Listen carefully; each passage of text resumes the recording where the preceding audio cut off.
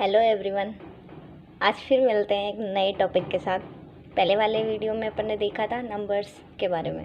Numbers क्या होते हैं, कैसे होते हैं, कितने प्रकार के होते हैं। ठीक है, आज हम पढ़ेंगे थोड़ा सा अलग पढ़ेंगे।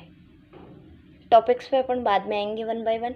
सबसे पहले मुझे लगता है अपन को अपनी कैलकुलेशन के बारे में पढ़ लेना चाहिए। अपनी कैलकुलेशन को स्ट्रॉन्ग करने के लिए देखना चाहिए।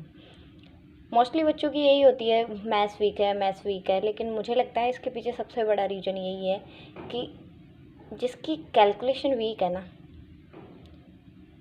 उसकी मैथ्स डेफिनेटली वीक ही होती है।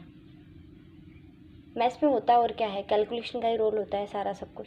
जिसको कैलकुलेशन आती है उसकी मैथ्स स्ट्रॉन्ग है, और जिसको कैलकुलेशन में दिक्कत होती है तो उसकी मैथ्स हमेशा से वीक ही रही है। तो देखो, सबसे पहले कैलकुलेशन स्ट्रॉन्ग करने के लिए ना, सबसे पहला जो काम है ना, वो है फिंगर्स पे काउंट करना छोड़ दो। कई बच्चों को देखा है, मतलब वैसे फिंगर्स में उनको कुछ ऐड करने के लिए कहो, सब्ट्रैक्ट करने के लिए कहो, तो वो हमेशा मोस्टली फिंगर्स पे ऐड करने लग जाते हैं। तो जिसको अपनी मैथ्स स्ट्रॉन्ग करनी है ना, तो ये छोड़ना पड़ेगा भाई। ऐसे तो बिल्कुल ही स्ट्रॉन्ग नहीं होनी, चाहे कुछ भी कर लो, कितना भी कर लो। छोटी छोटी कैलकुलेशन को आप फिंगर्स पे ऐड कर सकते हो, सब्ट्रैक्ट कर सकते हो, उनको मल्टीप्लाई भी कर सकते हो, लेकिन जब बड़ी कैलकुलेशन की बात आ जाएगी तब आप कैसे करोगे? तब नहीं किया जा सकता फिंगर्स पे। तो सबसे पहले काम आपको यही करना पड़ेगा कि चाहे थोड़ा टाइम लग जाए, कोई दिक्कत नहीं है, कोई इशू नहीं है, आराम से करो, कोई दिक्कत नहीं है, टाइम लगा के करो, लेकिन फिंगर्स पे काउंट करके आपको कैलकुलेशन करनी ही नहीं है, चाहे कुछ भी हो जाए। आपको नोटबुक की हेल्प लेनी पड़ रही है, नोटबुक की हेल्प लो, नो डाउट, लेकिन फिंगर्स पे काउंट करना छोड़ दो। और मैं तो कहती हूँ कि नोटबुक भी क्यों, जितना हो सके उतना दिमाग चलाओ ना। कहाँ दिक्कत है?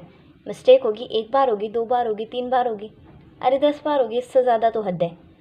फिर तो कुछ दिमाग में आएगा ही, कुछ तो। कई बार क्या होता है कि अपन जैसे दिमाग में बार बार कैलकुलेशन करते रहते हैं। जैसे अपन को पता है 2 और 2 जो होता है वो 4 होता है। वो क्यों पता है? वो इसलिए पता है क्योंकि अपन ने कई बार किया है, और उसको फिंगर्स पे काउंट करने की ज़रूरत नहीं होती, क्योंकि वो दिमाग में ऑलरेडी कैच है, ऑलरेडी फिक्स है कि 2 + 2 हमेशा 4 ही होने हैं। इसलिए कहती हूँ, यदि मैथ्स स्ट्रॉन्ग करनी है तो आपको फिंगर्स पे काउंट करना छोड़ना ही पड़ेगा, चाहे कुछ भी हो जाए। अब अपन टॉपिक पे आते हैं। देखो, सबसे बड़ी दिक्कत, नॉर्मली जो एडिशन, सब्ट्रैक्शन और मल्टीप्लिकेशन, डिवीजन होता है वो सब लोग कर लेते हैं। छोटी नंबर्स का जो एडिशन, सब्ट्रैक्शन, डिवीजन, मल्टीप्लिकेशन जो भी होता है वो सारे कर लेते हैं, लेकिन दिक्कत वहाँ आ जाती है जहाँ पे एक से ज़्यादा साइन को मिक्स कर दिया जाए, या एक से ज़्यादा ऑपरेटर्स को साथ में दे दिया जाए। जैसे मैं कहूँ 2 × -4, दिक्कत यहाँ हो जाती है, क्या होगा? तो इसके लिए मैं आपको एक चीज़ बताती हूँ। सबसे पहले प्लस इंटू माइनस, मतलब प्लस का नंबर और माइनस का नंबर जब भी आपस में मल्टीप्लाई होता है, अब कोई इशू नहीं है, पहले इधर माइनस का हो चाहे इधर माइनस का हो, बात एक ही है। एक नंबर माइनस का होना चाहिए और एक प्लस का होना चाहिए, ठीक है? एक प्लस का नंबर और एक माइनस का नंबर मल्टीप्लाई हो रहा है तो आंसर हमेशा किस में आएगा? माइनस में। किस में आएगा? माइनस में। तो देखो, ये सेम कैसे लग रहा है, प्लस का 2 और माइनस का 4, एक नंबर प्लस का है, एक नंबर माइनस का है, तो इसका आंसर क्या आएगा? 2 4 जा 8, और एक नंबर प्लस का है और एक नंबर माइनस का है, इसलिए आंसर क्या आएगा? माइनस का 8, ठीक है? ऐसे ही कुछ और एग्जांपल्स लेते हैं।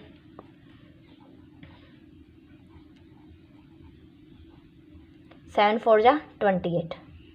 अब देखो, इसका और इसका सेम लग रहा है मेथड, वही पहले वाला नंबर माइनस का है, बाद वाला प्लस का है, ठीक है? लेकिन एक नंबर माइनस का तो है ना, एक नंबर माइनस का है, तो इसका मतलब क्या हुआ कि अपन को आंसर किस में लाना है? माइनस में। वो ऑटोमेटिकली आएगा, बिना लाए आएगा, ठीक है? एक और एग्जांपल लेते हैं।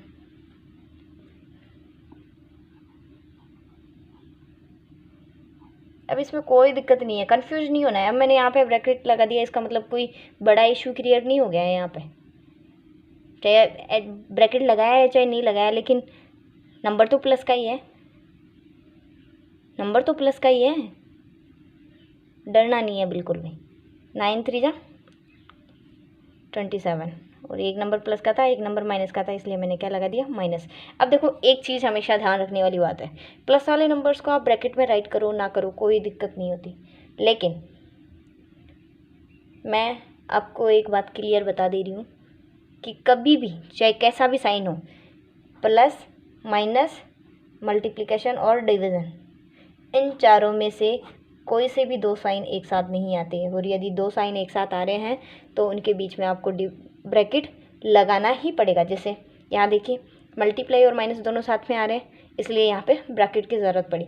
यहाँ पे मैं ब्रैकेट नहीं भी लगाती तो भी कोई दिक्कत नहीं थी, लेकिन यहाँ पे तो केवल अकेला ही है साइन, इसके साथ में कोई साइन नहीं है, ये माइनस का है, माइनस का ही है। यहाँ पे मल्टीप्लाई भी आ रहा है और माइनस भी आ रहा है, इसलिए मेरे को यहाँ पे एक जो साइन है माइनस का उसको ब्रैकेट में बंद करना पड़ रहा है, ठीक है। अब एक और एग्जांपल देखते हैं।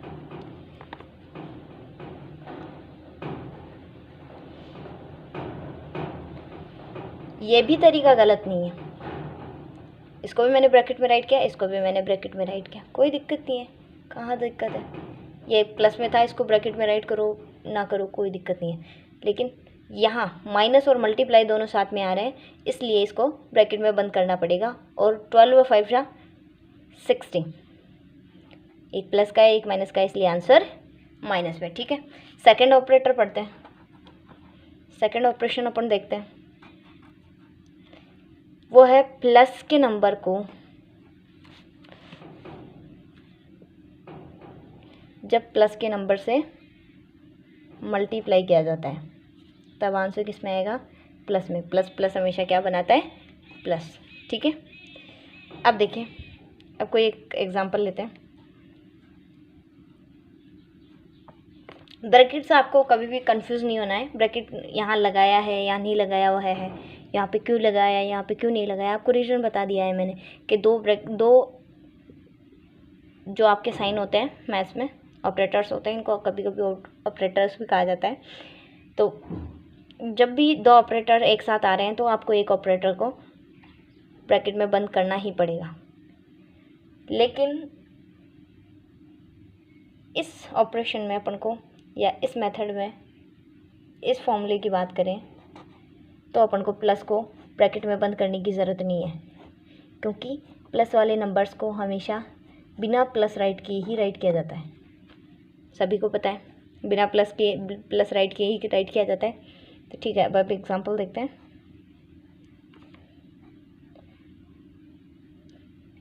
15 को 3 से मल्टीप्लाई किया 45।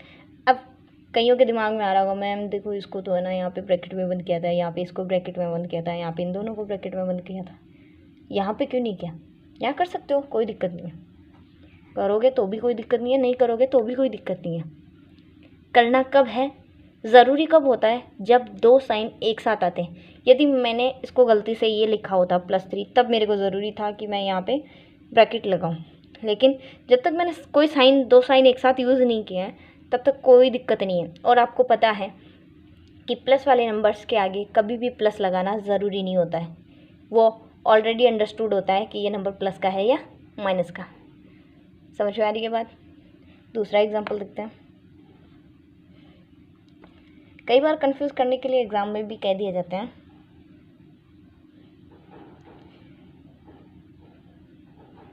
ये भी तरीका गलत नहीं है। अब देखो दोनों प्लस के थे नंबर, इसलिए आंसर प्लस में आया, यहाँ पे भी दोनों प्लस के थे, आंसर प्लस में आया, ठीक है। थर्ड ऑपरेशन देखना,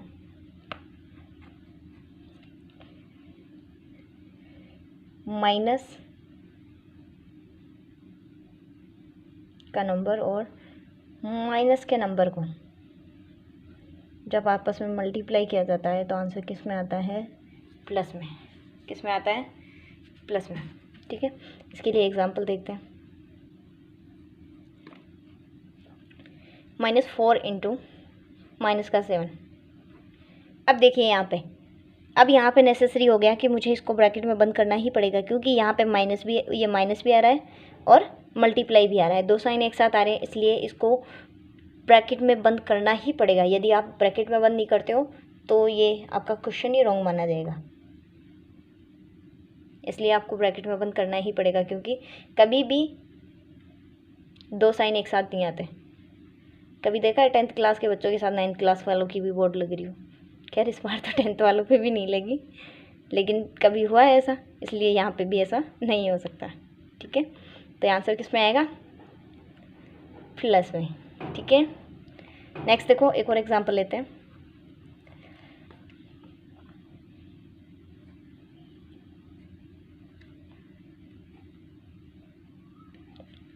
अब देखो ये भी माइनस का, ये भी माइनस का, इसको भी चाहो तो ब्रैकेट में बंद कर दो, कोई दिक्कत नहीं है। आप कर भी सकते हो, नहीं भी कर सकते, कोई मना नहीं करेगा आपको, लेकिन इसको तो ब्रैकेट में बंद करना पड़ेगा क्योंकि यहाँ पे भी साइन आ रहा है और यहाँ पे भी साइन आ रहा है। ठीक है,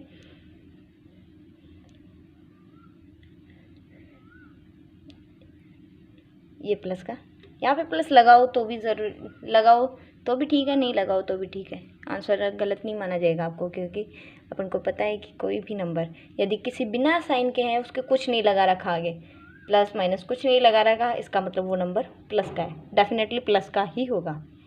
ओके, एक और एग्जांपल देखते हैं।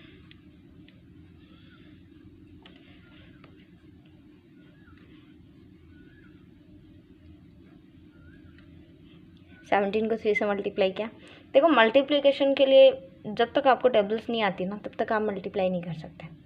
मुझे लगता है सबसे पहले आपको जिसको टेबल्स नहीं आती उसको टेबल्स कम से कम खींच के अपन ले तो 20 तक तो टेबल आनी ही आनी चाहिए किसी भी सूरत में, वरना नहीं हो पाएगा, कुछ भी नहीं हो पाएगा। यदि कैलकुलेशन अपनी स्ट्रॉन्ग करनी है ना, तो आज ही से लग जाओ, आज ही 20 तक टेबल लर्न, जिसको भी लर्न नहीं है ना, टेबल लर्न कर ही लो, बाद में ही देखना वीडियो, बाद में ही करना बाकी की कैलकुलेशन। तो ये आंसर किस में आ गया? प्लस में। ठीक है, यहाँ पे प्लस लगाओ नहीं लगाओ कोई दिक्कत नहीं है, अपन बिना लगाए भी रख सकते हैं, कोई मना नहीं है, कोई मना नहीं करेगा, कोई यूँ नहीं कहेगा आपने प्लस क्यों नहीं लगाया। एक और एग्जांपल देखते हैं लास्ट, फिर आपको कुछ एक क्वेश्चन दिए जाएंगे।